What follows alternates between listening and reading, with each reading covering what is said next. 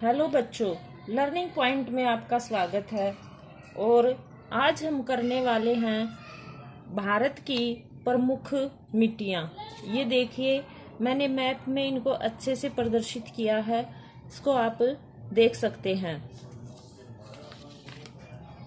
देखो, मैंने map draw करके और इसको इस तरह से अच्छे से इसको दिखा रखा है। आई होप आपको अच्छे से दिखाई दे रहा होगा। ये आप भी अपने उसमें नोट्स बना सकते हैं, ऐसे इसको ड्रॉ कर सकते हैं, या फिर आप आसानी से समझ सकते हैं कि हमारे देश के अंदर कौन सी मिट्टी कहाँ पर पाई जाती है।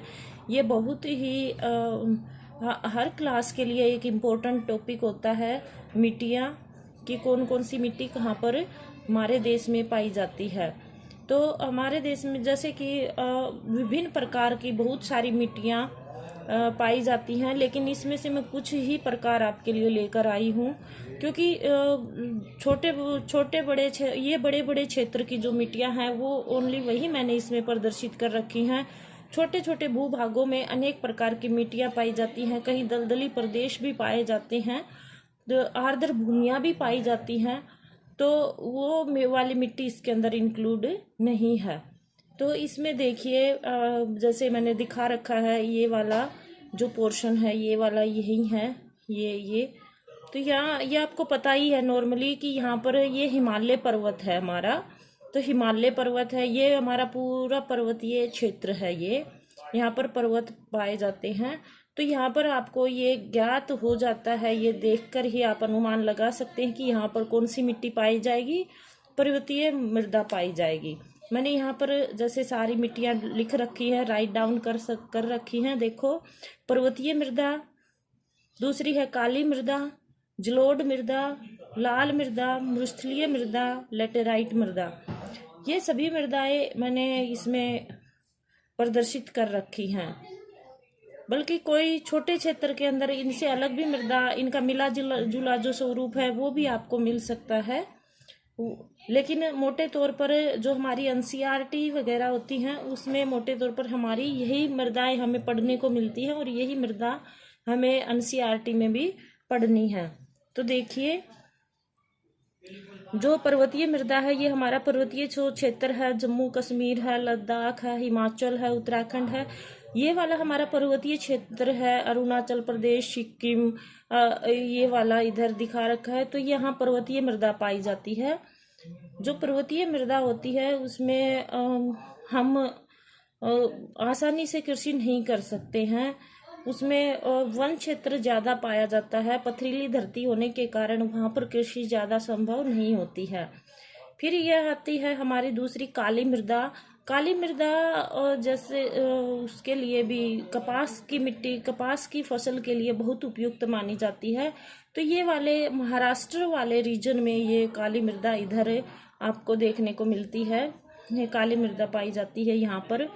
जलोढ़ मृदा, जलोढ़ मृदा वो होती है जो हमारे नदियों द्वारा जो बहाकर कंकड़ पत्थर अपने साथ, जो विभिन्न प्रकार की जो वनस्पतियां हैं वो विभिन्न प्रकार की जैसे अपने साथ बहाकर लाकर जो निक्षेपित की जाती है मैदानी क्षेत्रों में, वो होती है जलोढ़ मृदा। ये काफ़ी उपजाऊ होती है। ये यहाँ पर मैदानी क्षेत्रों में पंजाब, हरियाणा, उत्तर प्रदेश, बिहार, इस वाले क्षेत्र में, ये गंगा रीजन है, तो यहाँ पर ये वाली मृदा पाई जाती है। फिर आती है लाल मृदा। ये वाली जो लाल मृदा, ये वाला पोर्शन आपको दिखाई दे रहा है, ये ग्रीन कलर का, ये वाला यहाँ पर लाल मृदा पाई जाती है, क्योंकि विभिन्न प्रकार की जो चट्टानें होती हैं वो टूट टूट कर नदियों का जो बहाव होता है उसके साथ जो कंकड़ पत्थर महीन बारीक जो बजरी के कण से बन जाते हैं, और ये खनिज संपन्न मृदा होती है। जो लाल मृदा होती है उसमें खनिज प्रचुर मात्रा में पाए जाते हैं। तो ये वाली हमारी है लाल मृदा। फिर आती है हमारी मृस्थलीय मृदा। मृस्थलीय मृदा तो आपको पता ही, नाम से ही पता चल जाता है कि मृस्थलीय क्षेत्र में जो बालू रेत पाई जाती है, जो महीन महीन कणों में होती है, ये बहुत ही, ये राजस्थान वाली जो रेंज है यहाँ पर ये मृस्थलीय मृदा पाई जाती है। जो हमारा ये थार का रेगिस्तान है, मरुस्थल है, यहाँ पर ये मृदा पाई जाती है। इसमें झाड़ियाँ, किक्कर, बबूल, इस तरह के पेड़ इसमें उगते हैं और ये बहुत ही जल्दी हवा के साथ एक स्थान से उड़कर दूसरे स्थान पर निक्षेपित तो हो जाती है। और वहाँ पर जैसे कोई पेड़ लगा हुआ है, कोई भी है, कोई उस झाड़ियाँ हैं, उनके ऊपर इकट्ठी हो होकर वो क्या हो जाती है, एक बहुत बड़ा जो टिल्ला होता है उसका निर्माण करती है। और राजस्थान में इन टिल्लों को धोरे कहा जाता है।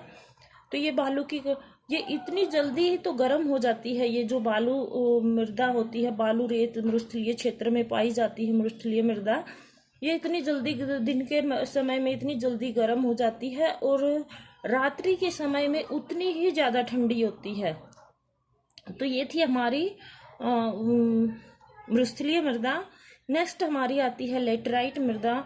लेटराइट मृदा आपको ये वाला जो रीजन है, जो हमारे बंगाल की खाड़ी और अरब सागर का जो ये तटीय प्रदेश है, हमारा तटीय क्षेत्र, यहाँ पर ये लेटेराइट मृदा पाई जाती है।